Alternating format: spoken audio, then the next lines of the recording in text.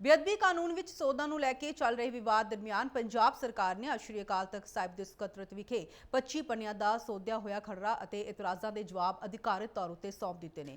ਪੰਜਾਬ ਸਰਕਾਰ ਵੱਲੋਂ ਇਹ ਦਸਤਾਵੇਜ਼ ਆਪ ਵਿਧਾਇਕ ਡਾਕਟਰ ਇੰਦਰਬੀਰ ਸਿੰਘ ਨਿੱਜਰ ਅਤੇ ਅੰਮ੍ਰਿਤਸਰ ਦੇ ਡਿਪਟੀ ਕਮਿਸ਼ਨਰ ਦਲਵਿੰਦਰਜੀਤ ਸਿੰਘ ਨੇ ਸਕੱਤਰੇਤ ਦੇ ਇੰਚਾਰਜ ਨੂੰ ਸੌਂਪੇ। ਜ਼ਿਕਰ ਹੋ ਗਿਆ ਕਿ ਸ਼੍ਰੀ ਅਕਾਲ ਤਖਤ ਸਾਹਿਬ ਦੇ ਕਾਰਜਕਾਰੀ ਜਥੇਦਾਰ ਗਿਆਨੀ ਕੁਲਦੀਪ ਸਿੰਘ ਗੜਗੱਜ ਵੱਲੋਂ ਬੇਅਦਬੀ ਕਾਨੂੰਨ ਵਿੱਚ ਮੌਜੂਦ ਇਤਰਾਜ਼ਯੋਗ ਮੱਦਾਂ ਅਤੇ ਸ਼ਬਦਾਵਲੀ ਸੰਬੰਧੀ ਪੰਜਾਬ ਸਰਕਾਰ ਨੂੰ 1 ਮਹੀਨੇ ਦਾ ਸਮਾਂ ਦਿੱਤਾ ਗਿਆ ਸੀ। ਅੱਜ ਉਸ ਮਿਆਦ ਦਾ ਆਖਰੀ ਦਿਨ ਸੀ, ਜਿਸ ਤੋਂ ਪਹਿਲਾਂ ਸਰਕਾਰ ਨੇ ਆਪਣਾ ਪੱਖ ਰੱਖਦਿਆਂ ਸੌਦਿਆ ਹੋਇਆ ਖਰੜਾ ਜਮ੍ਹਾਂ ਕਰਵਾ ਦਿੱਤਾ ਹੈ।